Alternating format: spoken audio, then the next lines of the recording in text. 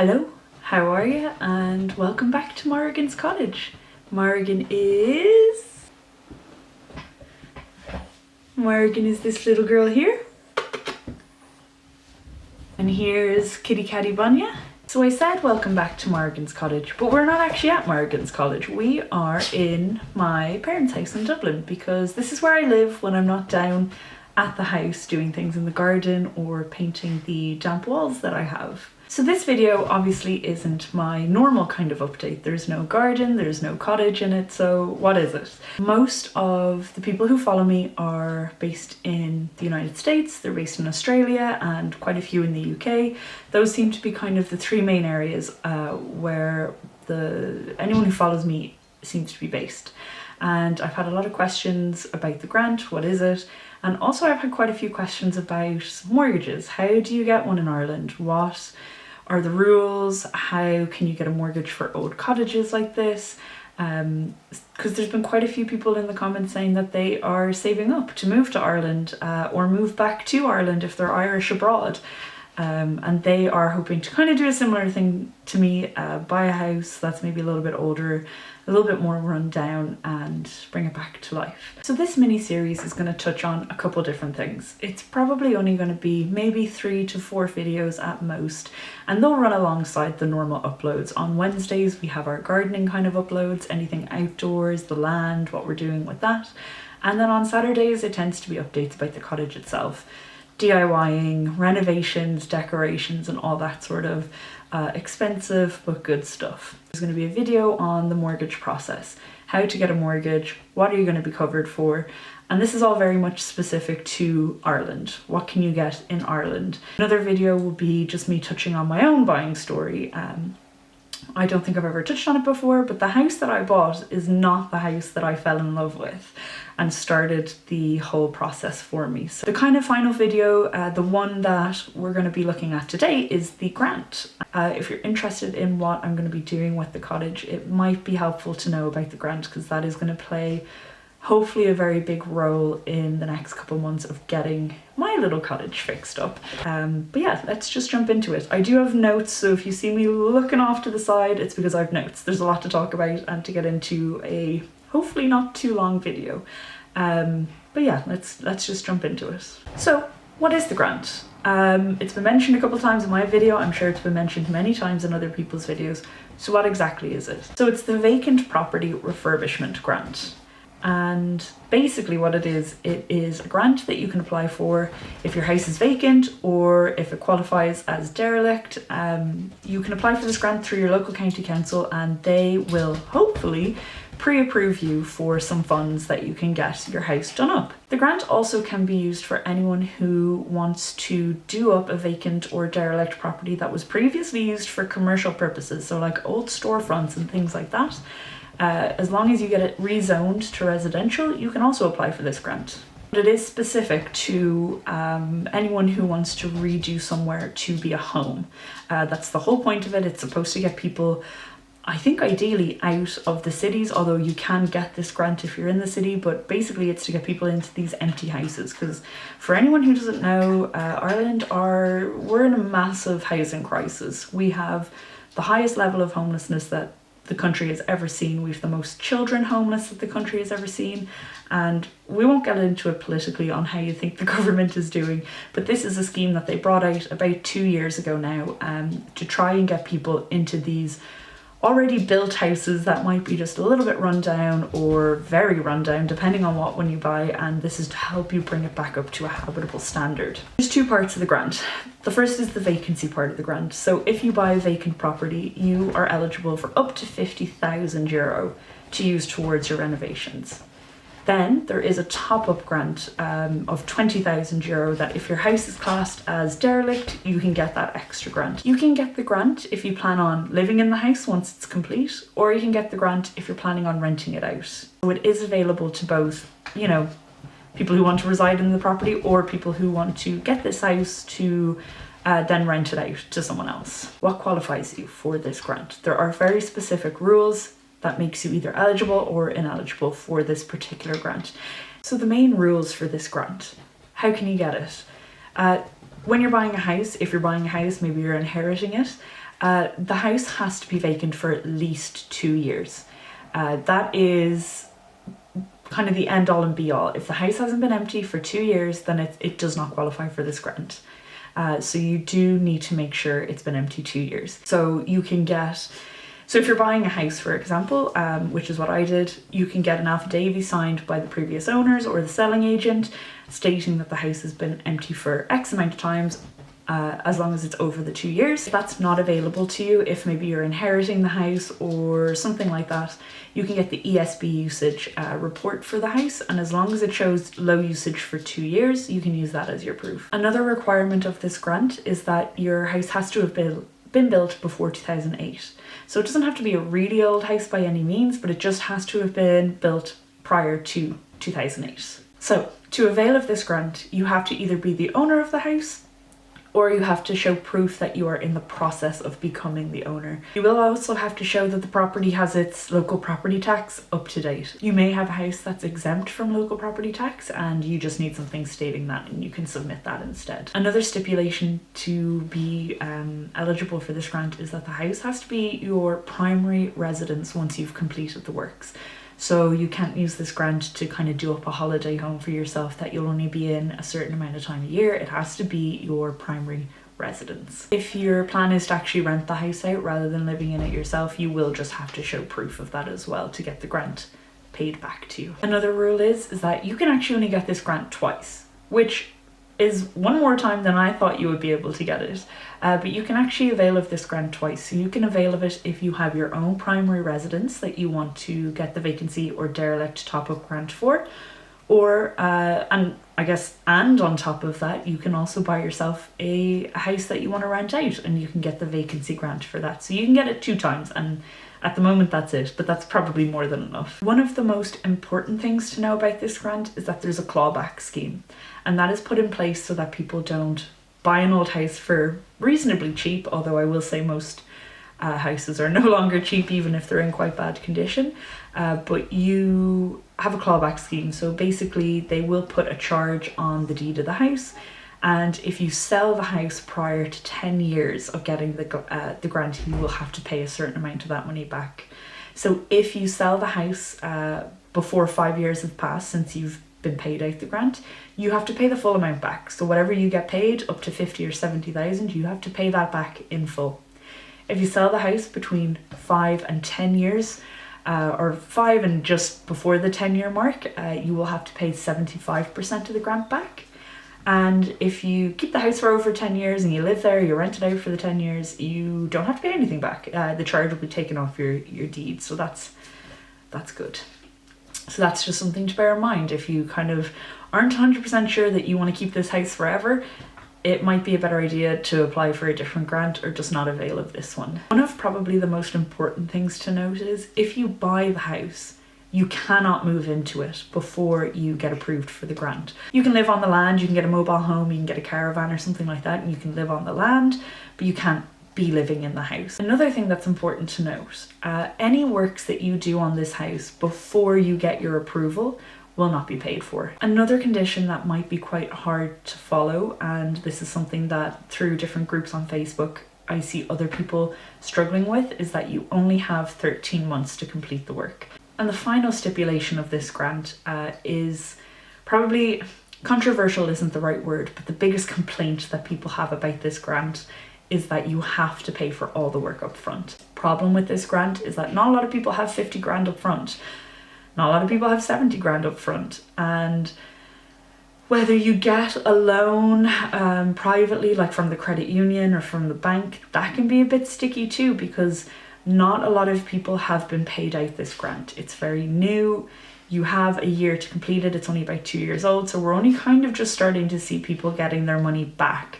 And there have been cases where people aren't getting the money they expected back. So they've taken out a loan for 50 and they're not getting that 50 back. So that is something to bear in mind. If you do not have the money, just be very careful when you're going for loans. So now you know what the grant is, you know if you qualify. How do you get it? How do you apply? It's pretty straightforward from what I can tell. Now, other people might say it's not, but from having a look and researching, there's a couple steps, and the first is the application form. So it's PDF, it's maybe 20 pages long, it's not that bad. You fill out all your information, you fill out the house's information, and you just tick off all these boxes that say, yes, I'm supplying this, this, this, and this, which is what they ask you for.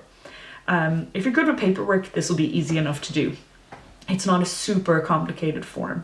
Your application form is filled out. What else do you need to get this grant? So you're going to have to supply them your proof of ownership. You're going to have to supply them with your personal taxes showing that they are up to date, and you're going to have to provide them with something that shows your local property tax is also paid and up to date, or that the property has been exempt. If you're doing any work to the house that requires planning permission, like large extensions, changes to the front, roofs, things like that, you need planning permission in place before you apply. So that's like the first thing you got to do. Decide what you're doing and find out if you need planning permission and get that ball rolling. As I said just a second ago, if you are going for the derelict top up, you need the extra reports showing that the house is derelict.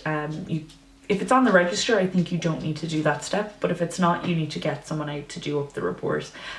More information about that, I'm sure, is online, but like I said, I don't know too much about it, so I won't waffle about it. When you apply with the application form, you'll also need copies of all the quotes. So any of the work that you're planning on getting done, you need quotes for that. Your materials, contractors, labour, everything like that, you'll need to have your quotes with it. So with this grant, you can do the work yourself.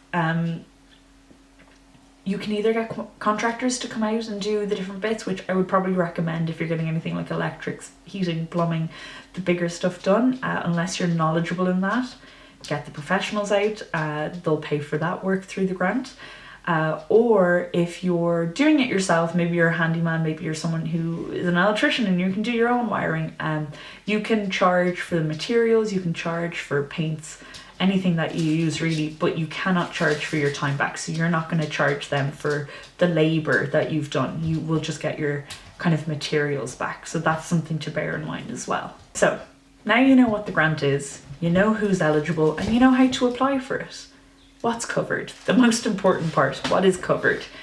So like I said, if you have a vacant house, you get up to 50,000 back. If you have a derelict house, you can get an additional top up of an extra 20 grand. So what is covered under that? The first thing that you can get covered is the demo work. So if you need to tear things down, rip things out, if you need skips, toxic kind of hazardous removal of, we'll say, asbestos from the house, all of that can be covered up to your 50 or your 70,000 euro. Substructure work, including foundations, raising walls, floor slabs, anything like that, that can also be covered up to the 50 or the 70,000. Superstructure work, including walls, chimneys, stairs, upper floors, anything like that, you can get covered between 50 and 70, depending on your claim type for the house. External completions, so your doors, your windows, your windowsills, anything external like that, you can claim up to 21,000 out of the 50 to 70,000 for that. So internal completions are also covered. So that's your like internal doors, your frames for the doors, anything like that. That is covered, and they're covered up to 7,000 euro, which is actually a decent enough amount because looking at quotes, I haven't got quite that high yet, but you can get some good doors, get some fire doors or whatever. Skirting boards are covered, so your little skirting boards along the bottom of the rooms, that is covered, and it's covered up to 3,500 euro, which is pretty good as well. I'm going to say this wrong, so please don't be mad at me, but your fascias, soffits and rainwater goods, could have said that wrong, they are covered up to 4,200 euros. Roof completions also covered, so your gutters, your downpipes, things like that, and that is covered up to 14,000 euros. So that's a really good amount as well, because getting quotes on gutters, it's not that expensive, so you should get gutters and things like that probably completely covered through the grant. So tiling and waterproofing wet areas, that has its own section in the allowances, and that you can get up to 2,800 euros. So the tiling, you can get covered up to that.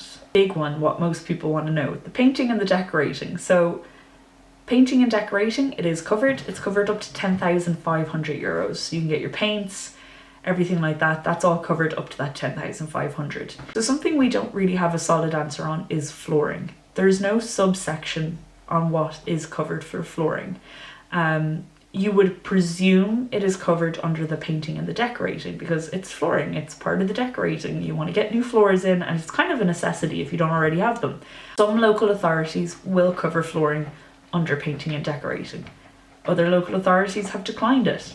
So that is something you really need to check with your own local authority from where you live, because it's kind of grey. Whilst it should be the same across the board, it seems to be one, from feedback I've seen online from other people anyway, some people have said that they've been approved for it, some people. Roof finishes, you can claim up to 14,000 for that. Another big one, services. So that's like your plumbing, heating, electrics, ventilation, anything kind of like that. You can claim up to the full 50 or 70,000 depending on if you're doing the top-up grant or not. Excitingly, kitchen units, you can claim up to €7,700 for that. Bathroom fittings, you get up to €2,800. Another kind of exciting one, works that need to be done to the surrounding land. Now, I couldn't tell you what that entails, whether it's like directly against the house, I don't know, but you can claim up to €7,000 for that. So if you're interested, contact your local county council or your local authority and ask them what is covered for that, because I don't know, but it sounds good. If you decide that you want to do an extension on your house, you can claim up to the full 50 or 70,000 for that as well. You will need planning permission more than likely if you're doing a larger extension, but depending on what you plan on doing, you may not need planning for that. Professional services are also included. You can claim that back. You can do up to €14,000 or 10% of the total construction cost, including VAT, whichever is less. So all of the amounts that I just said, they are based on a standard kind of 3-bedroom semi-detached house. Something of note is that the grant will not cover if you buy an old derelict or rundown house, completely demolish it and then build a brand new house. You are not going to be covered for that. You basically have to get the house and redo and do up that existing structure rather than just kind of demolishing it and getting a whole new house out of it. So that is just something to note if that's kind of your plan. And then finally, what's not covered, they will not cover anything towards kind of increasing the BER rating of the house. So your kind of energy efficiency of the house, that's not covered. You need to go to the SEAI grants if you want like insulation and different things like that. So that is something also to note. Now you can apply for the 2 grants at the same time, but neither grant will cover things that the other one is going to be covering. So you can't like double dip essentially. That is what can be claimed for with the grant. So basically everything you need to get done to your house, you can essentially claim in this grant. If you want to claim your insulations and things like that, improving your energy efficiency, that is a separate grant, but you can claim those alongside it. So you could get quite a lot of money between the 2 grants to do up an old house. But now that you know what's covered, kind of what happens next. So you've submitted all your forms, you've submitted your application. What happens next is the county council actually come out to your house. They will send someone out that works for them and they will come and inspect the house. Now, as far as I know, it's not like a deep inspection. They come out, they take a couple photos, they look around and they kind of verify that what you're saying on your application is what you're going to be doing and what's needed doing. Kind of at the beginning of the grant, there were rumours that they wanted information on your septic tank and they wanted reports on this, reports on that, but that actually isn't the case. They shouldn't be looking for any of that information. They are coming out just to make sure that A, the house is there, and B, what you're claiming you need is what you need, but they don't look too deep into it. Once they've been out to your house, they generally get back to you quite quickly. Some people have been told then and there that they're approved, others have got a phone call, but you will get a letter from the local authority saying either yes or no. Hopefully you'll just get the letter saying you're approved, go ahead, you can start all your work, you can move in if you want to, that is kind of the best case scenario, or you may be declined, which you can appeal within 3 weeks, or you might be asked for further information before they'll approve it. So just depends on what you've submitted. Now that you have been approved, what next? Well, you get your builders in, you get started. You can now move into the property if you need and want to. Some people might not want to live in a construction zone, but for some people they might not have a choice. Their rent might be up, they may be on a timeline of when they need to get into that house, but you can now get in once you have your approval. It won't affect your grant, it won't affect your vacancy. I will say that with an asterisk, because I don't want to say anything and then your local authority says something else. I would definitely ask them, but from what I know, you can move into the house at that point once you have your approval. From the day you get your approval, I said it a little bit earlier on in the video, you've 13 months to complete the work. So get those builders in as soon as possible. So once they do the work, then you need to get back onto your local authority. You need to get onto them because you have to send them some documents. All your paid invoices, and you need the paid invoices. So they won't work off of your quote amount, they will work off of what you're going to get back based on your paid invoice amount. So make sure you get those from contractors. Keep your receipts if you're buying the materials yourself, all of that. They will probably need your contractor's tax reference numbers. They should have that information probably on the receipts, but the local authority will tell you what they need, but generally they might need their tax numbers. So at this point, they will come back out. The local authority will come back out to the house and they are going to inspect the property. They need to make sure that you've done what you said you were going to do, what you're claiming back. They need to make sure that that was actually done. If you're saying you got it rewired, they need to make sure that, yeah, that was done.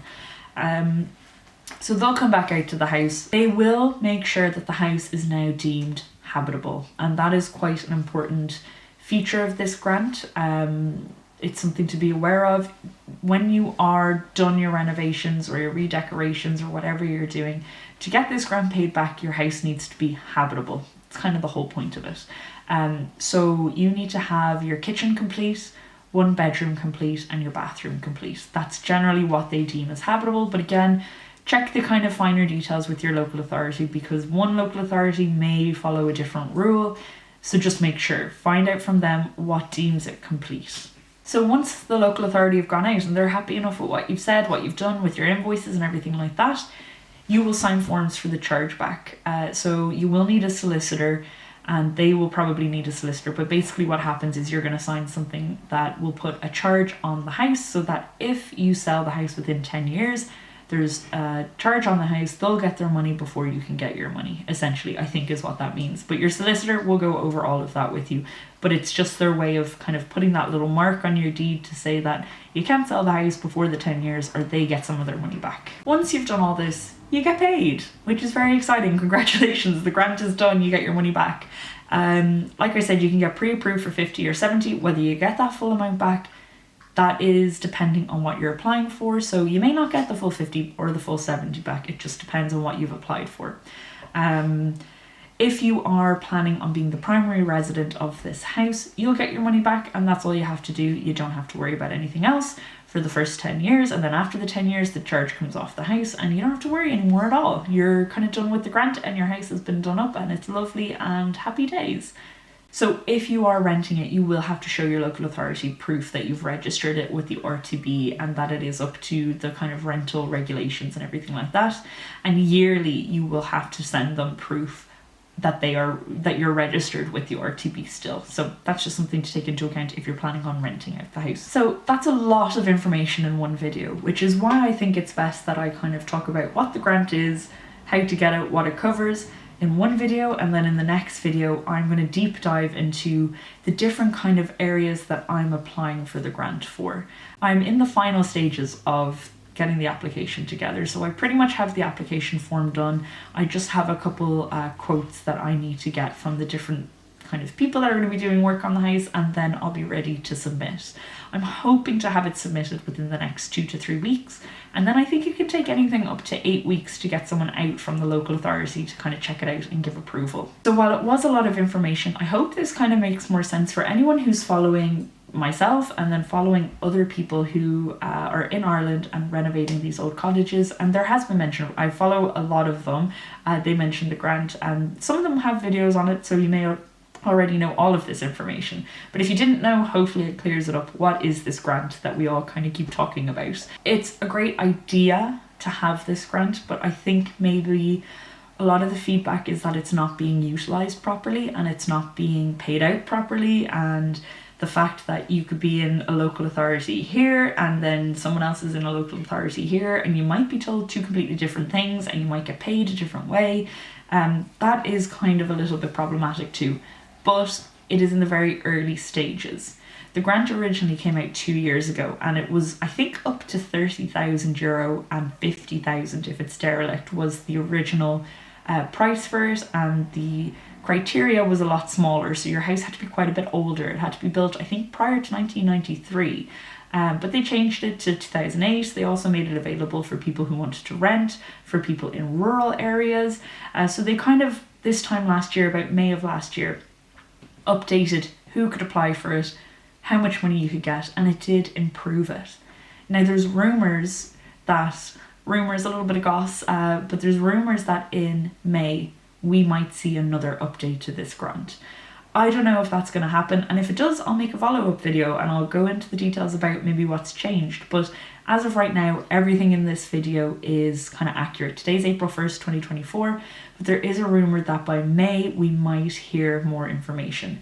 What people are kind of floating around the idea is that they might do some kind of payment step process. So you might get, let's say you pay for something, a new heating system, and it's 10 grand and you get that done right away. The grant may work so you can like send your invoice in right away and then get paid back that right away rather than waiting till the end of the full thing. That's something that a lot of people are hoping to see, but whether it happens, I don't know. There has been a lot of criticism of the grant. There's been TV shows about it, but I do think in general it's a good grant to have available to you. I will talk about it in my next video, but I hope, kind of grant application is quite straightforward in what I want to do. So I am hoping that my grant application will be a little bit smoother. It might be, to get the work done for myself, it might be a little bit quicker because there's not like long term kind of building work that needs to be done. It's like heating needs to be installed, that takes about 3 to 5 days. Electrics needs to be done, that takes about 3 to 5 days. Gutters, a day and a half. Ventilation, a day. Like, it's smaller, quicker stuff. So I'm hoping because of that I will get it done within the 13 months. But these old houses, you never know what's going to come up. So I hope you enjoyed the video. I hope it clears up a little bit of the grant system for you, particularly if you're not in Ireland. Like I said, a lot of people that have followed me, they live in the States, they live in Australia, they live in the UK. They might not know about the grant. And if you are planning on coming here and kind of availing of it, this is a crash course on what it is. My regular videos will still be up Wednesdays and Saturdays, but if you watch the video, if you don't mind giving it a little like and a comment, everything helps the channel. The community from Morgan's Cottage has been growing. We're at like over 1,000 people follow now, which is like wild and crazy all in itself. But all the help that I've got from being on YouTube is mental. Like, everyone's giving me, you know, the best products to use.